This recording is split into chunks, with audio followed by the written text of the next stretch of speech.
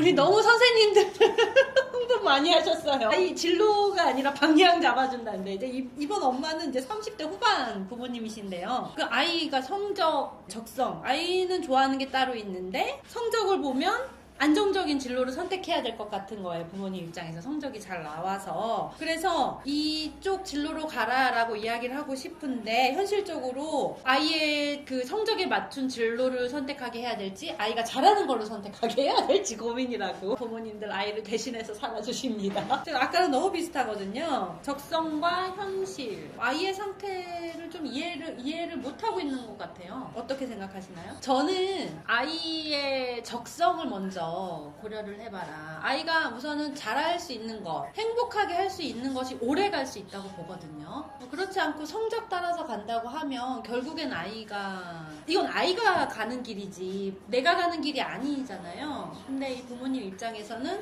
적성을 생각했을 땐 띵가띵가 노래만 하면서 살 수 없잖아요. 현실적으로 참 어려운 질문인데 취미로 하고 공부는 해야 된다 해줘야 할지 어떻게 생각하시나요? 저는 부모님의 고민이 충분히 이해는 되는데 정말 정작 그 고등학생, 네. 대학생 아이들을 만나보면 그들만큼 현실적인 고민이 아닌 게 없거든요. 그러니까 그 아이들도 굉장히 현실적으로 자신의 미래에 대해 걱정해요. 내가 이 일을 하면 먹고 살 수 있을까? 그렇죠. 뭘 하면 먹고 살 수 있을까? 현실적으로 많이 고민을 하는 거로 저는 이해하는데 근데 어른이 봤을 때 그런 아이들의 고민이 좀 미숙해 보일 수는 있겠다 그런 생각은 드는 것 같아요. 저는 이런 얘기 나올 때마다 그런 생각을 하는 것 같아요. 네. 이게 공부 잘해서 좋은 직장을 가는 아이로 키울 것이냐 아니면 뭘 하더라도 행복하게 할 수 있는 아이로 키울 것이냐 약간 이런 고민을 좀 하게 되는 것 같은데 사실은 저를 보면 네. 저 공부 별로 안 좋아하거든요. 근데도 이 상담에 관련한 공부는 꽤 오랫동안 해오고 있어요. 근데 그건 왜 그럴까? 그냥 제가 그래도 이게 좋으니까. 억지로 시켰으면 아마 못했을 거예요. 그렇죠. 하는 척 했을지는 모르겠지만 그래서 아이가 무엇을 좋아하는지 어떤 것에 관심 있는지 먼저 찾아보게 하고 찾는 것이 그걸 위해서 아이가 공부할 수 있도록 만드는 가장 좋은 동기이고 가장 좋은 유인물이라고 생각해요. 그래서 성적에 맞춰서 무언가를 찾지 말고 아이가 진짜로 좋아하는 게 무엇인지를 찾아갈 수 있는 작업도 같이 해주면 좋겠다. 물론 그렇다고 성적은 배째 그리고 공부는 뒷전 이렇게 할 수는 없지만 그래도 그 환경 안에서는 최대한 아이가 어떤 것들을 좋아하는지를 다양하게 경험을 할 수 있도록 그런 환경을 마련해 주는 게 필요한 거예요.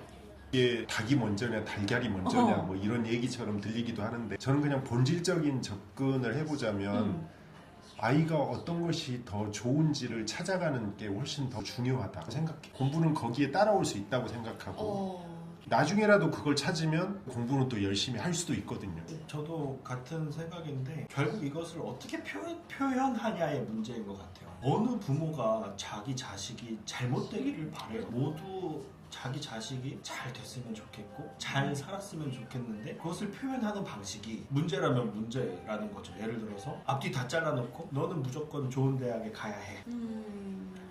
근데 그 말이 아이에게는 나는 좋은 대학을 못 가면 쓸모없는 인간이구나 라고 사실 알아듣거든요. 근데 부모는 그런 마음을 전달하고 싶은 게 아니잖아요. 너가 좋은 대학에 못 가면 잘못 살까봐 걱정. 내가 이렇게 살아봤더니 좋은 대학을 가는 것이 좀 더 편한 삶이더라. 그런 내 삶으로 봤을 때 너의 지금 선택들이 걱정돼. 사실 그 말을 하고 싶은 거잖아요. 근데 그런 메시지를 전달하는 게 아니라 그냥 이렇게 살아야 된다. 저렇게 살아야 된다. 좋은 것을 해야 한다. 좀 저는 너무 이 본질에서 벗어난 얘기인 것 같아요. 이게 또 중요한 포인트가 있잖아요. 부모님들이 보통 시광쌤이 말씀하시듯이 나는 이러이러한 경험을 통해서 이렇게 네가 될까봐 걱정돼 이렇게 이야기하는 것이 결국 그게 본인의 경험이라는 거죠. 맞아. 아이의 경험이 아니라. 맞아요. 그래서 이 본인의 경험을 하고 싶었던 아이의 인생에 주입시키는 게 혹은 적용시키는 게 옳은 것이냐 윤리 도덕적으로 이거 옳은 게 아니다. 인간은 각자의 인격이 있고 인생이라는 게 있는데 아이는 내가 아닌데 왜 내 경험을 기반으로 도출된 데이터를 아이 인생에 적용하느냐. 물론 그게 도대체 쓸모없다 이런 얘기를 하는 건 아니지만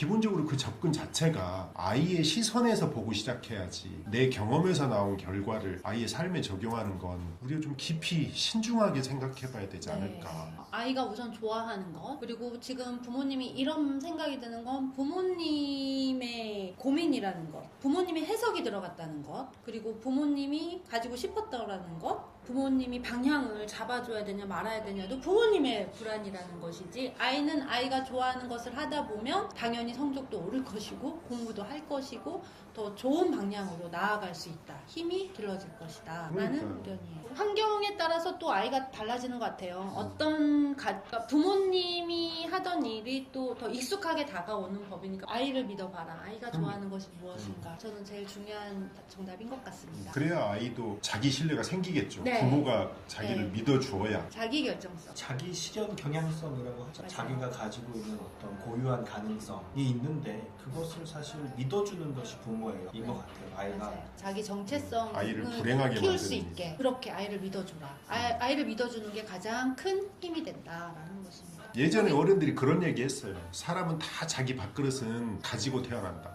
그걸 믿어야 되는 거예요. 여기까지 할까요? 네.